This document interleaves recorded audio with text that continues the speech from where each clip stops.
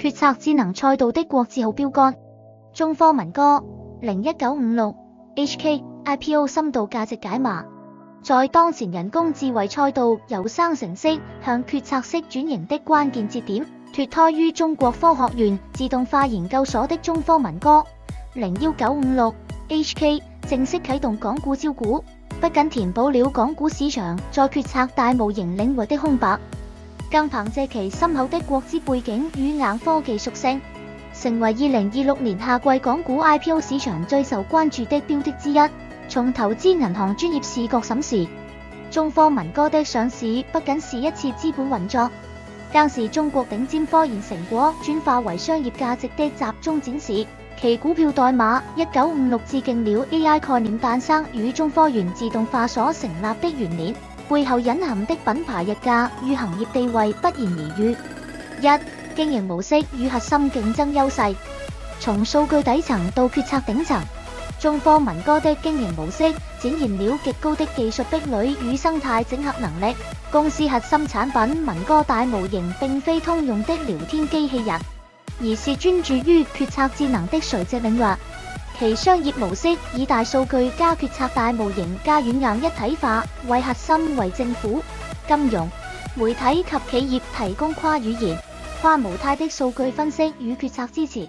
優勢在於其國家隊的身份，使其在處理政務大數據與公共安全領域具備天然的信任基礎。技術層面，公司在多語言理解與社會計算領域擁有國際領先的專利儲備，這使其在面對商湯、第四範式等競爭對手時，能提供更深度的決策輔助，而非單純的視覺或文字生成。二、招股詳情與發行結構分析。穩健定價下的信心釋放。此次中科文哥的招股參數展現了發行方與保薦人中金公司對市場承接力的精準把握。公司全球發售1483.46萬股 H 股，發售價定為每股60.70港元，一手入場費約12262港元。值得注意的是，此次發行雖然未設置傳統意義上的超額配股權綠牌機制，但其引入了極其強大的基石投資者陣容，包括多個地方國資產業基金與知名科技龍頭。這種高基石、無綠牌的發行結構，往往預示住股份在發行階段已被深度鎖定，以及市場流通量相對集中。這對股價在上市初期的穩定性起到了一定的支撐作用，但也對市場的真實詢價能力提出了考驗。三、前景預測與潛在風險評估。成長與壓力的並行線。前景方面，隨住全球政企數位化轉型進入智能化深水區，決策智能的市場空間正呈幾何級數增長。中科文哥憑借其在中科院生態系統中的核心地位，有望在國產替代與數據安全大背景下，持續獲取高客單價的政企訂單。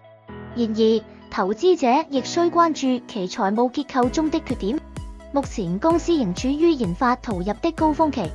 盈利能力尚不穩定，且應收賬款回收期受政企客戶預算期影響較長，現金流壓力是其短期內難以迴避的短板。此外，隨住大模型技術競爭白熱化，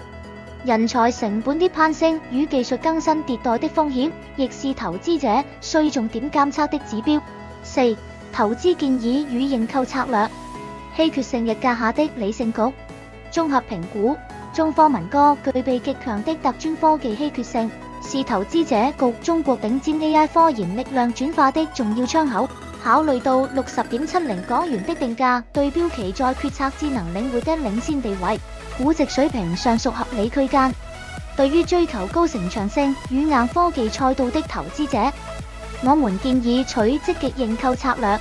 具體操作上，於無綠牌機制可能帶來的首日波動，穩健型投資者可考慮在中簽後於上市初期觀察換手輪。若股價能在基石鎖定下保持穩定，則可作為長線核心資產持有。中科文哥不僅是一家 AI 公司，更是未來決策智能時代的底層架構者，其長線投資價值遠大於短期的套利空間。仲要聲明，所有內容，包括本教學視頻，絕不構成任何投資意見或購買任何股票及金融產品的特定推薦意見及或不構成任何遊說或邀約，以購買、出售或以其他方式交易任何證券、期貨、期權或其他金融工具或其他產品。內容亦並非就任何個別投資者的特定投資目標、財務狀況及個別需要而編製。投資者不應指內容進行投資。本網站包含的所有內容、資訊，並不針對任何特定的投資目標、財務狀況以及可能使用或接收該內容的特定人員的特定需求。在作出任何投資決定前，投資者應考慮各種金融產品的個別特點、個人的投資目標、可承受的風險程度及其他因素，